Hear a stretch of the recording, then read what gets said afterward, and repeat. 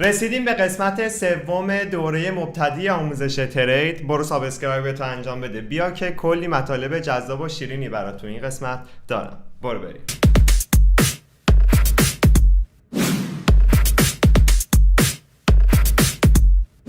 خب خوش اومدی به بکس ترید. اگه قسمت های اول دوم رو ندیدی این بالا کاردشو برات میذارم، برو ببین بعد بیا این قسمت سوم رو با هم جلو بریم.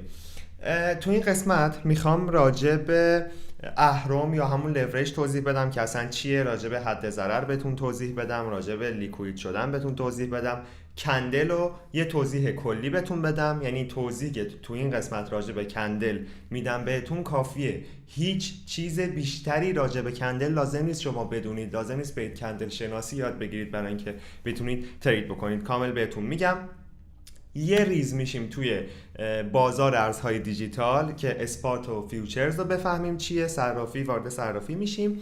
تو قسمت بعدی میریم داخل بروکر و فارکس، یعنی تمام اصطلاحات مخصوص فارکس و بروکر رو تو قسمت بعد یاد میگیریم. تو این قسمت این موضوعی که الان گفتم و با هم میبریم جلو. دو تا موضوع قبل از شروع بحثمون بهتون توضیح بدم. یکی این که الان خیلی جدیدن تو این زمانی که من دارم این دوره رو براتون ضبط میکنم مد شده که دارن از ربات ها استفاده میکنن، میان ربات تریدر به کار میبرن. بچه ها ببینید، من تو قسمت های قبل هم بهتون گفتم بازار اگر بخواید توش موفق بشید باید سنتیمنت و رفتار شناسی معامله‌گرها رو یاد بگیرید.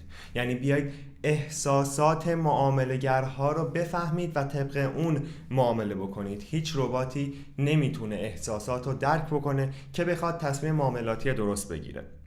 اصلا ربات معروفه به این که اصلا احساس نداره. فرق ربات با انسان همون احساس است. الان دیگه همه کار رو ربات داره انجام میده به غیر از این مورد. اوکی، پس از ربات های تریدر استفاده نکنید، الکی نرید پول بدید سرمایه‌تون هم نابود بکنید. یه موضوع دیگه هم که هست، ببینید الان من بهتون گفتم این دوره مبتدی دارم براتون رایگان ضبط میکنم، تو یوتیوب میذارم. دوره حرفه‌ای رایگان نیست و همون 60 قسمتیه که بهتون گفتم. راجع به این حالا میخوام توضیح بدم، راجع به دوره خودم نمیخوام بگم. دوره رایگان الان بازی هم خیلی مد شده دارن میذارن، به هیچ وجه سمتش نرید. از قدیم گفتن پنیر مفت تو تله موشه. میان چیکار میکنن الان به توضیح بدم خودت متوجه میشی. میان این اساتید، به اصطلاح اساتید که بهشون میگه استاد نما یا همچین چیزی میگیم بهشون، میان دوره رایگان به اسم رایگان یه سری مطالب ترید به درد نخور و ناکارآمد رو بهتون یاد میدن. شما میرید اون روش های غلط رو یاد میگیرید، اون چرت و پرتا رو یاد میگیرین. آخر دوره رایگانشون بهتون چی میگن؟ میگن خب حالا بیاید تو این بروکر یا تو این صرافی که من بهتون میگم تریدتون رو انجام بدید. از اون ور میرن با بروکر و صرافی میبندن و میگن من یک سری افراد ضررده رو براتون میارم، سودشون نصف میشه. یعنی میگن این ضررهایی که کردن تو این بروکر و تو این صرافی با من تقسیم سود بکنید. حالا هر قراردادی که خودشون میبندن. پس میان شما رو تومه قرار میدن، آموزش های غلط میدن، اصلا خودشون هم بلد نیستن، خودشون هم تریدر نیستن، همون غلط هایی که خودشون بلدن رو به شما هم یاد میدن. شما ضررده که شدید میرید اونجا ترید میکنید، همه سرمایه‌تون از دست میره. اونا با بروکر و صرافی از اون ور بستن که شما ضرر بکنید. اوکی، پس هر جا اسم آموزش رایگان رو شنیدید فرار بکنید. باز تکرار میکنم، پنیر مفت تو تله موشه. این دوتا رو گفتم. حالا اگر دلت نمیخواد گوش نکنو، برو اون مسیر رو خودت. بعدن خیلی ها من تو این چند سالی که دارم فعالیت میکنم برگشتن بهم گفتن ما کاش زودتر حرف تو رو گوش میکردیم و من دیگه اصلا چشم و دلم سیره از این موضوع که ببینم یه نفر بره برگرده بگه تو راست میگفتی. ولی بازم میل خودتون. بریم سراغ موضوعاتی که تو این قسمت میخوام بهتون یاد بدم. بریم روی این صفحه و دوربین رو بیاریم این بر. خب اومدیم روی این سمت، روی این تصویر. میخوام بهتون کندل رو یه توضیح کلی بدم و بریم سراغ بقیه مطالب. همین توضیحی که گفتم بیشتر نیاز ندارید نسبت به دونستن کندل برای کل سابقه تریدتون تا آینده. به غیر از این چیزی که الان دارم میگم در مورد کندل هیچ تحقیق دیگه ای نکنید، همش دیگه چرت و پرت و اضافه کاریه. خب ببینید الان آوردم تو تایم فریم 1 دقیقه. اگه یادتون باشه تایم فریم ها رو تو قسمت قبلتون گفتم. بذارید تایم فریم های معتبرم بهتون بگم. من دارم توضیحاتو بهتون میدم، توجه بکنید به این کندلی که الان داره حرکت میکنه. میبینید الان این دیگه نقطه چینا روشه، این کندلی که الان بازه و در حال حاضر این کندل لایو بازاره، زمان حال بازاره. اینا همشون قبلا یه زمانی لایو بازار بودن، لحظه حال بودن، بسته شدن، اون تایمشون پر شده، رفتن کندل بعدی، همونطوری که قسمت قبلتون گفتم. همینطور که من دارم این توضیح میدم به این کندل هم شما توجه بکنید. تایم فریم هایی که این بالا داریم تایم فریم های معتبر و معروف رو میخوام بهتون بگم که اینجا بچینید. تایم فریم های الکی رو نخواهید برید ببینید. تایم فریم 1 دقیقه 1M، تایم فریم 5 دقیقه 5M، تایم فریم 15 دقیقه، تایم فریم 1 ساعته 4 ساعته و روزانه. این 6 تا تایم فریم معروفن و شما این تایم فریم ها رو باید بررسی بکنید. بقیه تایم فریم ها که تو این لیست هست و لازم ندارید. بغل اینا که بهتون گفتم یه ستاره اینطوری بزنید. ببینید الان من همینا رو ستاره زدم، روی یه دقیقه الان اینم ستاره زدم اومد اینور. یه ستاره بزنید میاد توی اینجا قرار میگیره و این تایم فریم ها رو میتونید زیر نظر بگیرید. خب دیدید این کندل که باز میشه میاد، یه کندل بعدی یه نقطه باز داره. حالا اگر قیمت از اون نقطه‌ای که رفتیم کندل بعدی رفت بالا، اون کندل سبز میشه، اگر اومد پایین قرمز میشه. این کندل اینجا باز شد، قیمت اومد پایین و رنگش قرمز شد. الان هی داره میره پایین‌تر، هی قرمزتر میشه. اوکی، حالا اگر اینجا بسته نشه، بذار ببینم این کندل کجا بسته میشه تا بهتون بگم. میخوام در مورد سایه باتون صحبت بکنم. سایه کدومه؟ این خطهای باریک بالا پایین کندل است. ببینید الان یه سایه کوچیک اینجا تشکیل داد. الان این کندل که داشتیم میدیدیم لحظه حال بود، یه خط باریک تشکیل داد که ما بهش میگیم سایه، شادو. اوکی، وقتی قیمت به اون حد میرسه داخل همون کندل، به اون عدد میرسه، الان به این عدد رسیده که خط چینا هستن 104 194. میبینی اینجا الان نوشته 104 194. به این قیمت میرسه ولی کندل بسته نمیشه که بره کندل بعدی، میاد یه کوچولو بالاتر، بعد اونجا بسته میشه. این به شکل سایه به ما نشون میده که چی؟ آقا قیمت وقتی این کندل باز بود به این عدد رسید ولی اونجا کندل بسته نشد، برگشت یه جای دیگه بسته شد. پس اینجا رو به عنوان سایه به ما نشون میده که بدونیم تو این کندل این قیمت رو زده. اوکی، حالا در این حد بدون، اگر متوجه نشدید جلوتر دوباره توضیح کامل بهتون میدم. پس ما فهمیدیم کندل تو هر تایم فریمی که باشه میره بعدی، یه عددی هست، یه جا باز میشه و یه جا بسته میشه، بعدش میره کندل بعدی. پس یک نقطه باز شدن داره، یه نقطه بسته شدن. حالا میخوام به این شکل توضیح بدم که راحت تر بفهمیم. ببین ما داریم میگیم کندل که باز میشه تو هر تایم فریمی مهم نیست، یه نقطه باز شدن داره، میره بالا، میاد پایین، دوباره میاد بالا و مثلا اینجا بسته میشه. خب اینجا بسته میشه، میره کندل بعدی. قیمت به این شکل داره حرکت بکنه. بازار میاد برای اینکه ما بهتر و راحت‌تر بتونیم معامله بکنیم، بهتر و راحت‌تر بتونیم بفهمیم، اینو به شکل این کندلا به ما نشون میده. بریم با هم ببینیم. الان این که من کشیدم، قیمت اینجا کندل باز شد و در اینجا بسته شد، به چه شکل کندلش؟ ببینید ما میگیم قیمت در این نقطه باز شد، اومد رو به بالا، یعنی اومده تا اینجا، خط کش رو دنبال کنید، اومده تا اینجا، برگشته رو به پایین، دوباره یه کوچولو اومده بالا و در اینجا بسته شده.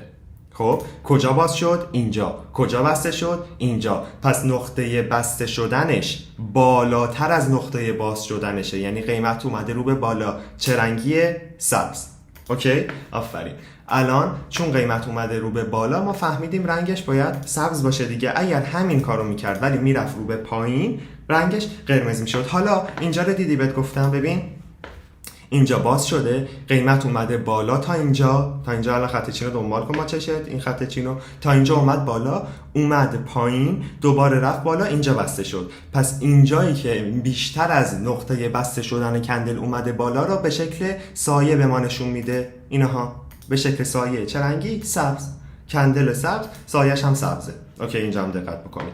پس این مقداری که از نقطه بسته شدن کندل اومده بود بالاتر رو به شکل سایه به ما نشون میده. برای پایینش هم اگر همین اتفاق افتاده بود، همین سایه رو به این شکل به ما نشون میداد. یه مثالم برای ریزشی بزنم، کندل قرمز بزنم که کامل برات جا بیفته. ببین قیمت اینجا بوده وقتی کندل باز شده، اومده پایین. اصلا میخوام این دفعه اینطوری بهت نشون بدم. اومده پایین، رفته بالا، دوباره اومده پایین و اینجا بسته شده.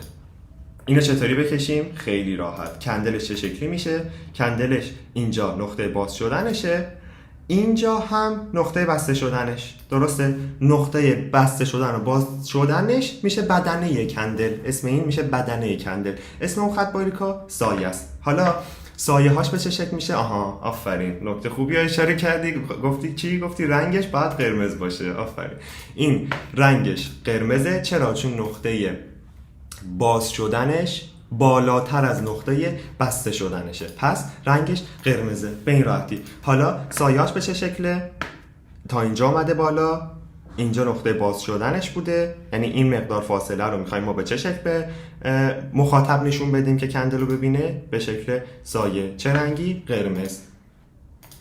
و از اون طرف، از طرف پایینش هم همینطور، این فاصله نقطه پایین ترین قیمت رسیدش تا بسته شدن کندلم به این شکل دوباره با سایه نشون میدیم. این کندلی بود که هم از بالا سایه داشت هم از پایین. اگر این مقدار نیامده بود پایین تر یا این مقدار نرفته بود بالاتر، یعنی به این شکل اگر بود، این سایهش حذف میشد، این سایه رو اینجا دیگه نداشت. متوجه شدی؟ خیلی راحت. الان بیای به کندل هم نگاه کنی خودت متوجه میشی. پس کل مبحثی که راجع به کندل نیاز داری اینه، یعنی کندل همینه. تو کندل شناسی نمیخوای. یه کندل تاییدیه داریم که اونم در مبحث رفتارسنجی بهش اشاره میشه که تو بفهمی چه کندلی تاییدیت برای ورود، چه کندلی تاییدیه نیست برای ورود. همین. الکی نرو کندل شناسی، الگوهای کندلی یاد بگیر، نمیدونم فیلان و بیسار چرت و پرتایی که فقط مغز تریدر رو بخواد پر بکنه. این بحث کندل. بریم سراغ حد ضرر و لیکوید و اثبات و فیوچرز و اهرم و اینا رو به یاد بدم. بریم توی صرافی. خب این اومدیم داخل صرافی. یه دقیقه برگردیم روی چارت ترنینگ ویو، یه موضوع بهتون بگم و ادامه توضیحاتو بدم. این موضوع رو خیلی با دقت گوش کن، خیلی میتونه کمکت بکنه که راه اشتباه نری. ببین توی چارتت، روی چارتت حتما تو باید اینطوری خالی و بدون هیچ گونه خط و خطوط باشه. توی این سبکای غلطی بود که بهتون میگفتم یاد میدن به تریدرها، خیلی خط و خطوط زیاده میان. یه خط مثلا اینجوری میکشن، نمیدونم یه خط اینجوری میکشن، یا چه میدونم اندیکاتور میندازن که بهتون اولین قسمت بهتون گفتم اندیکاتور اینا میان استفاده میکنن، میان چارتشون اینطوری شلوغه. حالا ترنینگ ویو هم اجازه نمیده اینا رو بندازیم. چارتشون اینجوری شلوغه، دارن از اندیکاتور استفاده میکنن، خط میندازن. یه موضوع، تریدر هر چقدر حرفه‌ای‌تر چارتش خلوت‌تر. یعنی تو اگر بخوای بفهمی چه تریدری حرفه‌ایه چه تریدری حرفه‌ای نیست، باید به چارتش نگاه بکنی. کسی که با چارت خالی داره ترید میکنه فقط با همین کندل ها تریدر واقعیه. حواستون باشه. الان پس فردا میری به اون کسی که داری ازش یاد میگیری این حرفو میزنی، میگه نه اون حرفو برای خودش گفته، یه جوری قانعت میکنه، به هیچ وجه نمیخواد قانع بشی. به غیر از این تو این همه سال سابقه ترید من چیز دیگه ای نبوده. چارت باید خالی باشه که تو بتونی اون احساسات معامله‌گرها رو از روی کندل ها بفهمی. هر خطی بخوای بکشی، هر اندیکاتوری بخوای بندازی، ابزاری بندازی، تو رو از مسیر خارج میکنه و معلوم اصلا اون فرد که داره اینطوری کار میکنه تریدر نیست. برگردیم روی صرافی. این موضوع بهتون بگم، شما تحلیلتون رو، همون تحلیل ریزی که برای معامله‌گری لازم داشتید، اونو میایید بررسیتون رو روی ترنینگ ویو انجام میدید، معاملتون رو میرید توی صرافی باز میکنید. این صرافی که الان آوردم تو ایران قابل دسترس نیست، به ایرانیا خدمات نمیده. منم چون داخل ایران نیستم به این صرافی دسترسی پیدا کردم. پس تو قسمت قبلم بهتون گفتم صرافی که به ایرانیا خدمات بده در اون زمانی که دارید دوره رو میبینید خودم بهتون میگم. ازم بپرسید توی کجا با من ارتباط داشته باشید. توی اینستاگرامم که بکس ترید این پایینم نوشتم، توی تلگرامم، کانال تلگرامیم لینکش توی دیسکریپشن هست، برید توی کانال تلگرامی هم آیدیمو میتونی پیدا کنی. پیدا نکردی توی اینستاگرام بهم مسیج بده. اینستاگرامم خودم حواسم بهش هست و میتونیم با هم ارتباط بگیریم. این الان قسمت دموی این صرافیه. صرافیایی که کار میکنید یه بخش دمو دارن، یه بخش ریگل و واقعی. دمو چیه؟ میاد یه پول غیر واقعی بهت میده که تو بتونی باش ترید بکنی، تمرین بکنی و بعد معامله با پول واقعی انجام بدی.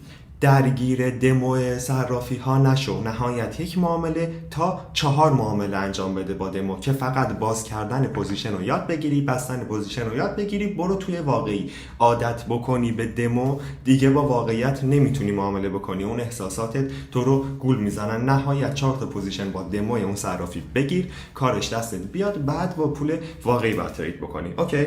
و اینم مهمه که 4 تا معامله رو حتما با دمو بگیری که کامل کار دستت بیاد. همون اول با ریل نخوای پوزیشن باز و بسته بکنی، الکی سر باز و بسته کردن پوزیشن بخوای یه مقدار پول از دست بدی. دمو اصلا وظیفش اینه که تو یاد بگیری چطوری با اینا کار بکنی. الان من به توضیح میدم. ببین، راجع به لورج بذار باید صحبت بکنم. ما یه موضوع داریم به اسم اهرم یا لورج. چیه این اهرم یا لورج؟ بروکرها، صرافی‌ها قرار دادن که بیان به تو پول قرض بدن، تو بتونی باهاش ترید بکنی و سود بیشتری بگیری. لورج هر چقدر میره بالاتر برای تریدر حرفه‌ای تره. لورج بالا، اهرم بالا، بذار اصلا کلا اهرم بگم بعد میگم اهرم بالا برای کی، اهرم پایین برای کی. اهرم توی صرافی ها این بخش رو می‌بینی مستروشه، روش که کلیک بکنم اینجا یه دونه لورج می‌بینی اینجا نوشته، برامون باز میشه.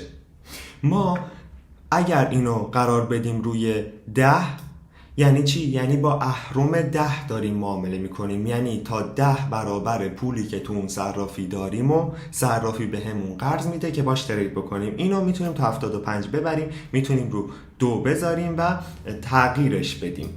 خب پس یعنی تا چند برابر پولی که داخل صرافی داریم و صرافی به ما قرض میده که بتونیم باش ترید بکنیم. حالا تریدرهای مبتدی بیشتر از 5 اینو نباید ببرن، یعنی یا 2 باید بذارن یا 4 بذارن یا 3 بذارن یا 5. اهرم 5 به بالا برای معامله‌گرهای حرفه‌ای و کارکشته‌ای که سرمایه پایینی دارن، میخوان سریعتر رشد پیدا کنن، سریعتر سرمایه‌شون افزایش پیدا کنه. به هیچ وجه وقتی حرفه‌ای نشدید بیشتر از 5 اهرمو قرار ندید. میان میگن اهرم‌های بالا رو صرافی‌ها گذاشتن جیب تریدرها رو خالی بکنن و این چرت و پرتا. نه، کسی که حرفه‌ای باشه اهرم بالا به کارش میاد. این دروغا رو الکی باور نکنید. پس این اهرمه، یعنی میاید توی صرافیتون مشخص میکنید تا چند برابر پولتون رو میخواید از صرافی قرض بگیرید که باش ترید بکنید.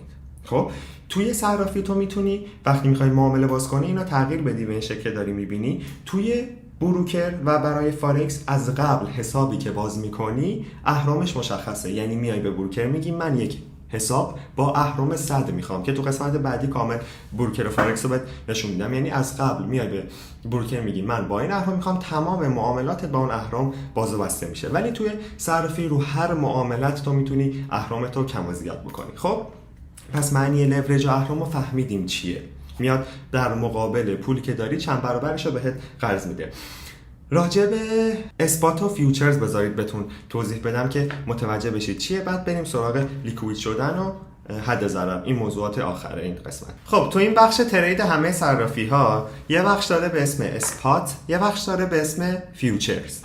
اسپات چیه؟ فیوچرز چیه؟ اسپات برای معاملاتیه که بدون اون اهرمه که الان توضیح دادم باید بگیری، یعنی کامل با پول خودت میتونی ترید بکنی و فقط در جهت صعود میتونی ازش سود کسب کنی، یعنی یه جور سرمایه گذاری میکنی. میدونی از قسمت اثبات تو سرمایه گذاری بیشتر، یعنی میای یه بیت کوین رو قیمت فلان میگیری، صبر میکنی بره بالا، رفت که بالا میفروشی. این میشه سود تو بدون هیچ اهرمی. خب بخش سرمایه گذاریشه، تا هر چند روزی هم که دلت بخواد میتونی نگه داری. ولی بخش فیوچرز که الان داخلشیم، بخش فیوچرز تو میتونی هم از بالا رفتن قیمت سود بگیری، هم از پایین اومدن قیمت سود بگیری و با اهرم ها معامله بکنی. ولی معاملات رو خیلی نمیتونی باز بذاری، باید نهایتا دیگه تو 2-3 روز ببندی. خیلی پرش دیگه میگم بعضیا که فیوچرز کار میکنن میبینی یه هفته پوزیشنشون بازه، ولی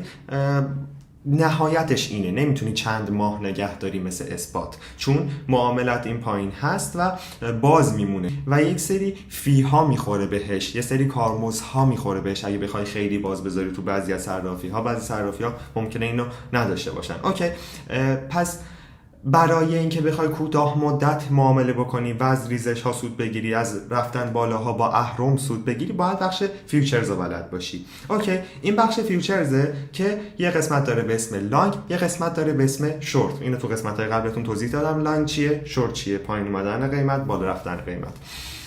حالا توضیحی که میخوام بهتون بگم اینه که بذارید یه معامله بگیرم همینطوری تو قسمت دمو دیگه، همون قسمت دمویی که بهتون توضیح دادم. صرافی‌ها میان به ما چی نشون میدن؟ لیست فروشنده ها و لیست خریدارها رو اینجا به ما نشون میدن. این قیمتی که اینجاست بهش میگن قیمت هسته. قیمت هسته‌ای که الان بیت کوین هست 104300 و حالا میچرخه دیگه 300. خب شما بخواید معامله باز بکنید باید بیاید یک اوردر، یک سفارش در این صرافی ثبت بکنید. اینجا نمیشه اوردر پرایس، یعنی قیمت سفارشی که میخواید بدید. سفارش چیه؟ الان بهتون میگم. شما به وسیله سفارش میایید میگید آقای صرافی، من بیت کوین رو قیمت 104000 میخوام بخرم و لانگ باز کنم، پوزیشن موقعیت لانگ باز کنم، یعنی از بالا رفتن قیمت سود بگیرم. چرا؟ چون تحلیل کردم، پیش بینی کردم وقتی بیت کوین روی 104000 تاست میخواد بره بالا، با توجه به همون حالا تحلیلایی که یاد گرفتی و تمام چیزایی که گفتم تو دوره حرفه‌ای باید یادش بگیری. خب پس پیش بینی کردی که میخواد بره بالا. صرافی میگه اوکی با چه اهرمی؟ میگی با اهرم 10. میای اینجا تنظیم میکنی رو اهرم 10، میای میگی روی قیمتش من اینجا میزنم که خودش سریع پرشه، پوزیشن باز بشه. روی این قیمت میخوام خرید باز بکنم. چقدر از پولتو؟ میگی مثلا 25% از پولمو، یا نصف پولمو، یا 100% از پولمو، بالانسمو که تو حسابم هست میخوام این پوزیشن رو باز بکنم. حالا میذارمش روی 25 که سریع پوزیشن باز بشه، توضیحاتمون نخواد طول بکشه. روی بای لانگ میزنیم، اینجا توضیحی میده که اینقدر سفارشت کامل باید دوباره چک میکنه و پوزیشنتو باز میکنه. الان پوزیشن من روی این عدد باز شد. حالا مثلا تحلیل کردیم، این که تحلیل نکردیم، همینطوری با هم گرفتیم. حالا این اگر بیاد پایین، خب یه عدد لیکویدیشو کجا نوشته؟ اینها نوشته لیک پرایس. یعنی چی؟ یعنی اگر این پوزیشنی که ما باز کردیم و پیش بینی کردیم داره میره بالا، برعکس بشه و بیاد رو به پایین، یک عددی میرسه قیمت به یک عددی که قیمت برسه، اون بالانس حساب ما، اون پولی که داشتیم از بین میره، صفر میشه، کل پولمون میپره، کل پولی که تو اون پوزیشن گذاشتیم از بین میره. اوکی، این عدد چند الان تو این پوزیشنی که ما باز کردیم؟ 65120. یعنی اگر قیمت بیت کوین بریزه و تا 65000 تا بره، کل پول ما میپره. تمام؟ این میشه لیکوید شدن. اگر جایی شنیدی لیکوید شده، به این معنیه که پوزیشن رو باز کرده، قیمت برخلاف پیش بینی که رفته پیش رفته و بسته شده. حالا ما دو تا راه داریم که نذاریم لیکوید بشیم، نذاریم کل پولمون بپره. یک، اینکه خودمون دستی از این قسمت، حالا تو اون صرافی که دارید معامله می‌کنید فرق می‌کنه، خودمون دستی پوزیشن رو ببندیم. دو، حد ضرر بذاریم براش. حد ضرر چیه؟ حد ضرر باز یک سفارش، یک اوردریه که ما میایم به صرافی میگیم آقای صرافی، درسته که من پیش بینی کردم از این جای که الان قیمت هست میخواد بره رو به بالا و به من اگر رفت بالا سود بده، ولی اگر پیش بینیم اشتباه در اومد و قیمت از این جایی که هست رسید مثلا به این خط چین، به این خط چینی که الان اینجاست، پوزیشن منو ببند، نذار لیکوید بشم، نذار کل پولم از بین بره. میگه اوکی. چطوری اینو به صرافی میگیم؟ از قسمت حد ضرر یا استاپ لاس. الان تو صرافی من اینجاست، روی استاپ لاس میزنم. این عدد رو بذارید پیدا کنم. چنده؟ 103 ممیز 135. قیمت 103 ممیز 135. درست؟ روی کانفirm که میزنم، حد ضررم الان شد اینجا.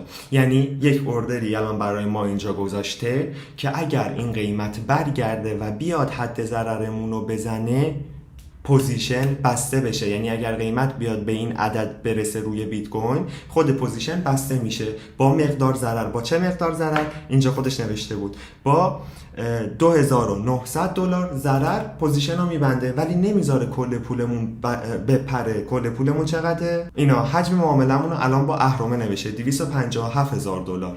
یعنی اگر لیکوید بشیم کل $257,000 میپره، اگر حد ضرر بخوریم فقط $9,000 از دست میدیم، $2,000 از دست میدیم، $2,900 از دست میدیم.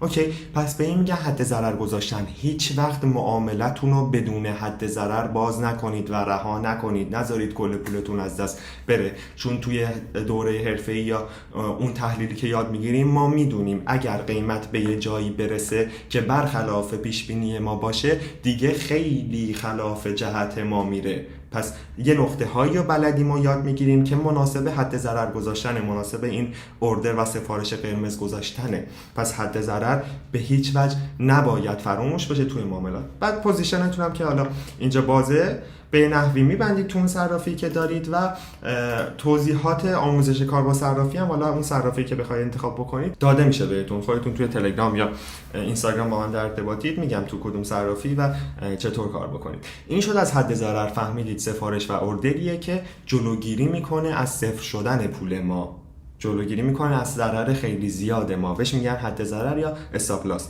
لیکوید شدن هم که یاد گرفتیم یعنی کل پولمون بپره. یه قسمت اوردر گذاشتن داریم ما اینجا به اسم لیمیت و مارکت. خب ما الان با لیمیت معامله کردیم، یعنی اومدیم اوردر گذاشتیم، رفتیم تو صف خریدارها و فروشنده ها، تو این صفی که هست توی صف اوردرمون و سفارشمون رو قرار دادیم، ثبت کردیم، اوردرمون پر شد و رفتیم توی بازار. حالا اگر بخوایم توی صف نباشیم و خارج از صف معامله باز کنیم که سرعت باز شدن معاملمون بره بالا، از قسمت مارکت معاملمون انجام میدیم ولی کارمزد بیشتری به صرافی پرداخت میکنیم. اوکی، پس اگر بخوایم زودتر بریم و سریعتر پوزیشنمون باز شه باید از قسمت مارکت بریم ولی کارمزد بالاتری میگیره. همیشه از همون لیمیت اقدام بکنیم. حالا اینم بهتون بگم، این الان تایم فریم روی 30 دقیقه بود، ما داشتیم مثال میزنیم، مگر تو تایم فریم ما 1 دقیقه 5 دقیقه 15 دقیقه 1 ساعت 4 ساعت 1 روزه معاملات خودمون رو انجام میدیم. این حالا همینطوری باز بود، من برای اینکه بهتون توضیح بدم این تایم فریم خودش انتخاب شد. سوالاتتون رو باید جواب بدم. سوالاتتون خیلی حرفه‌ای بود، یعنی مربوط به دوره حرفه‌ای بود. در مورد این دوره مبتدی من سوالی ندیدم به جز اینکه اسپرت چیه، لات چیه، پیپ چیه که اینا رو هم گذاشتم تو قسمت بعد بهتون کامل توضیح بدم. پس سوال مناسبی در مورد دوره مبتدی از من پرسیده نشده که بخوام بهتون توضیح بدم. حرف خاص دیگه این نمیمونه. سابسکرایب لایک یادتون نره. تو قسمت بعد کامل مباحث بروکر و فارکس رو با هم میبینیم و کم کم به پایان دوره هم میرسیم. دوستتون دارم. ارادت.